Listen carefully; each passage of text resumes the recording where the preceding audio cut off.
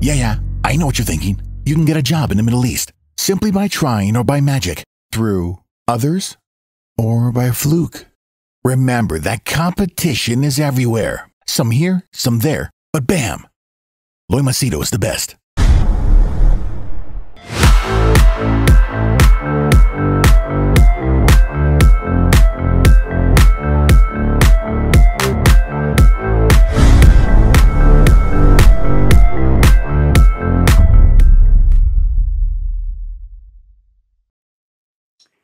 All right, in this video, I'll share with you an incident that took place when one person tried to get in touch with me with regards to a job in UAE. And what I actually discovered from the discussion, which I want to share with you. And I think there is a lot of, wisdom, a lot of the realities of life are in this story. So watch it and let me know your thoughts in the comments below.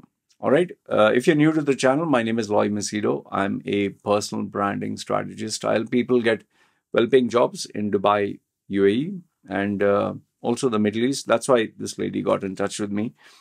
And people also book my services for coaching and consulting when they have personal or professional challenges, issues, problems, and they want a doable, practical, or different approach. They're just tired of all of the bullshit that they get online.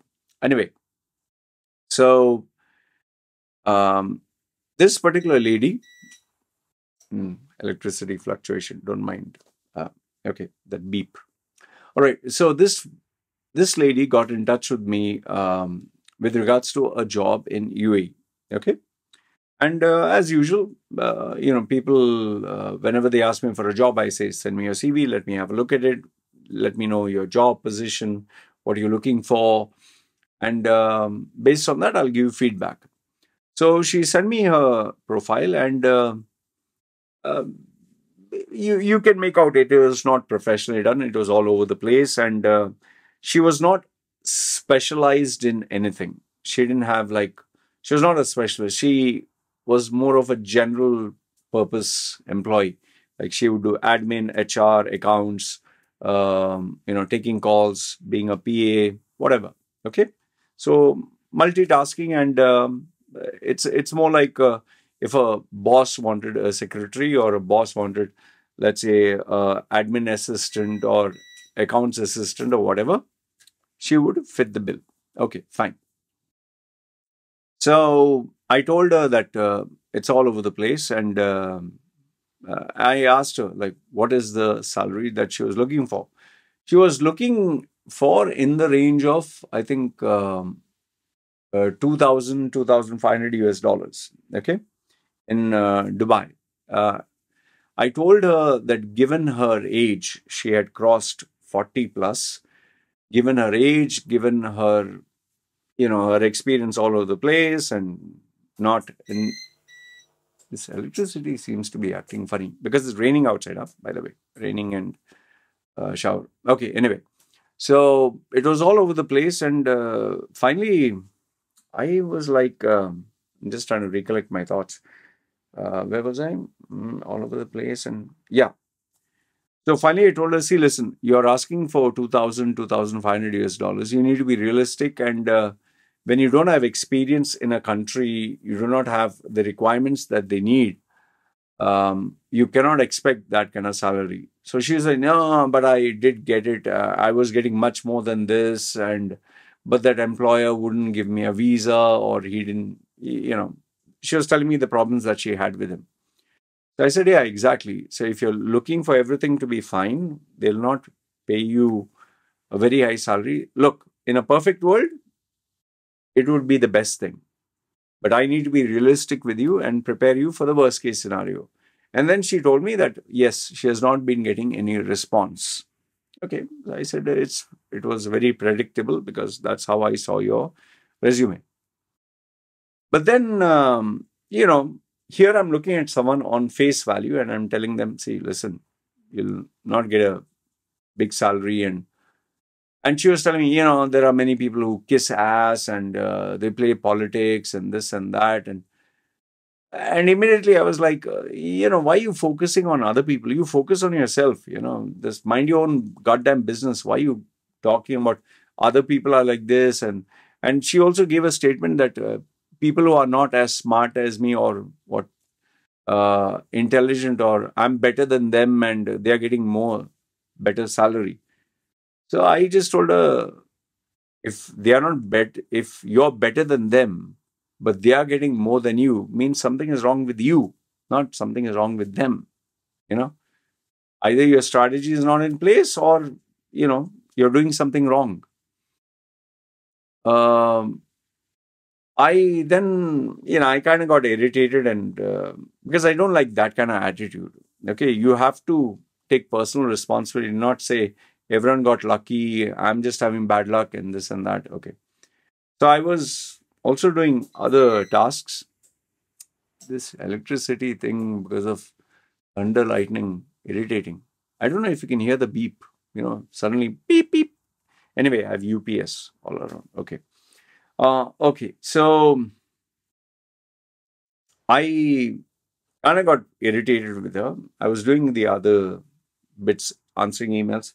Then she sent me 2, 3 messages. I didn't check what they are. But then when I went there, that is where, I kind of got you could say a paradigm shift, or my opinion about her was not as negative as it should have, as it was. She told, in a few lines, she just told me that she was well in her 40s. She had a son who was in his 20s. That means she gave birth when she was only in her 20s. And she is the only person who is working and taking care of him and the family. So I asked her, what about her husband? And it seems that she was pushed into arranged marriage. And this guy is a good for nothing. He only earns, like in Indian rupees, he earns less than 20,000 Indian rupees, which, if I were to convert it, let me convert it right now, INR to USD. 20,000 is, I think, too less. 20, 1, 2, 3. Okay. He gets 240 US dollars a month. Okay.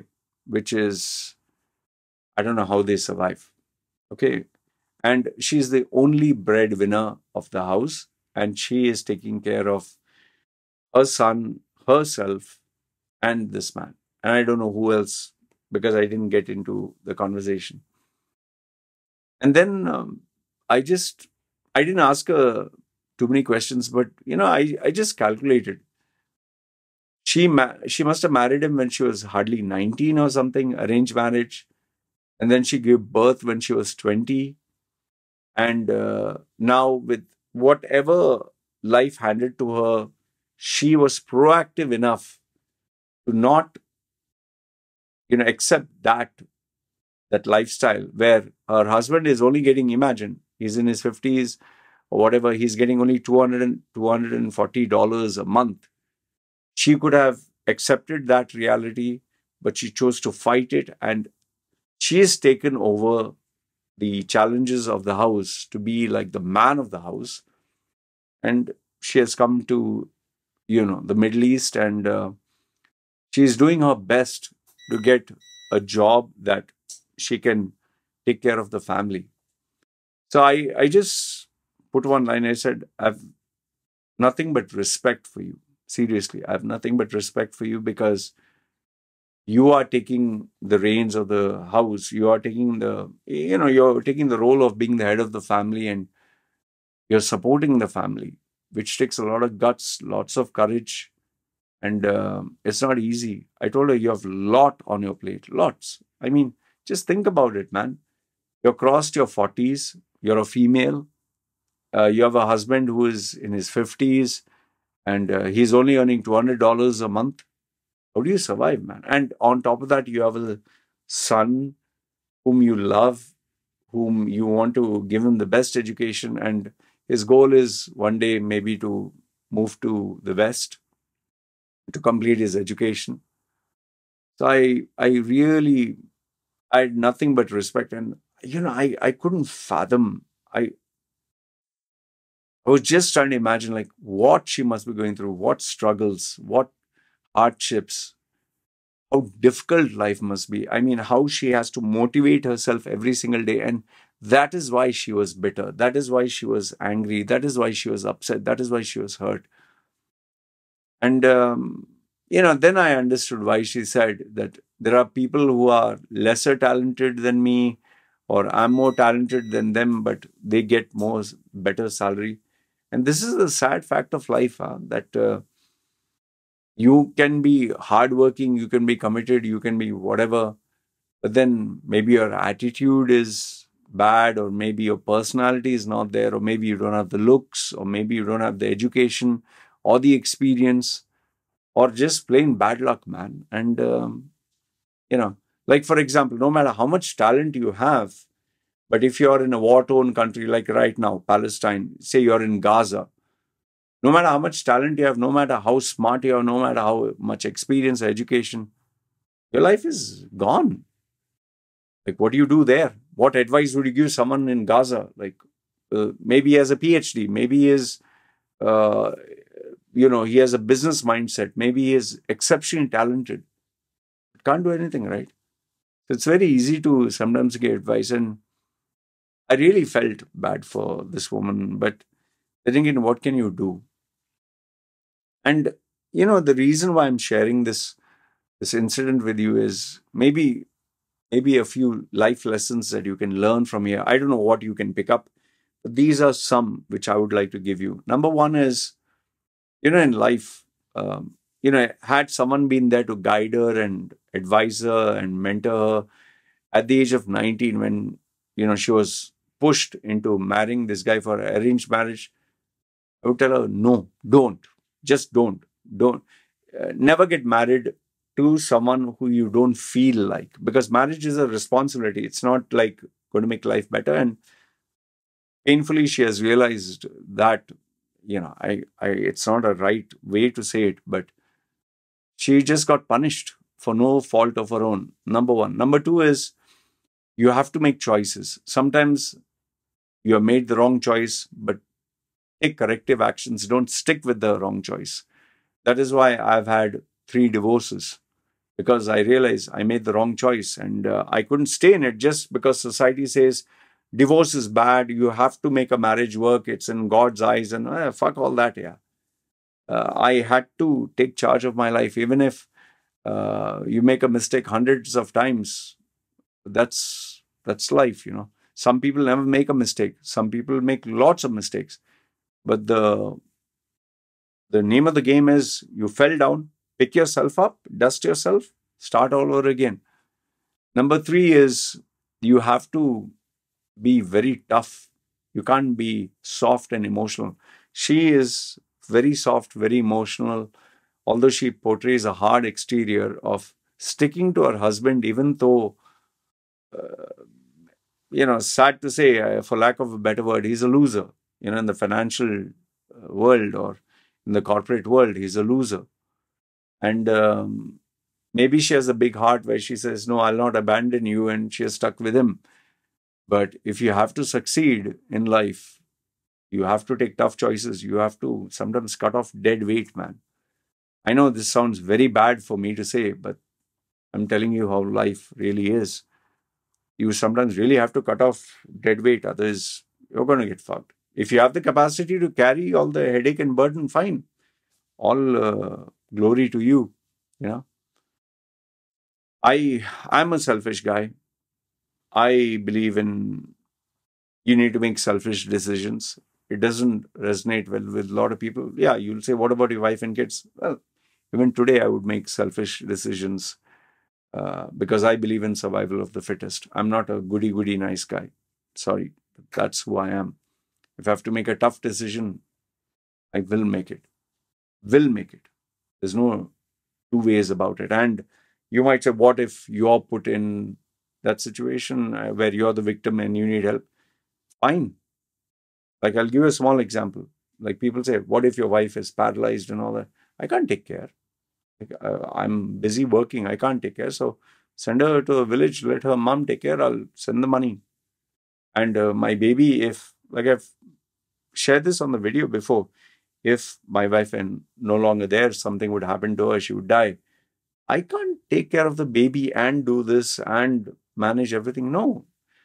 The father's role or the parent's role is quite, if you do it properly, it's very exhausting. I can't do both.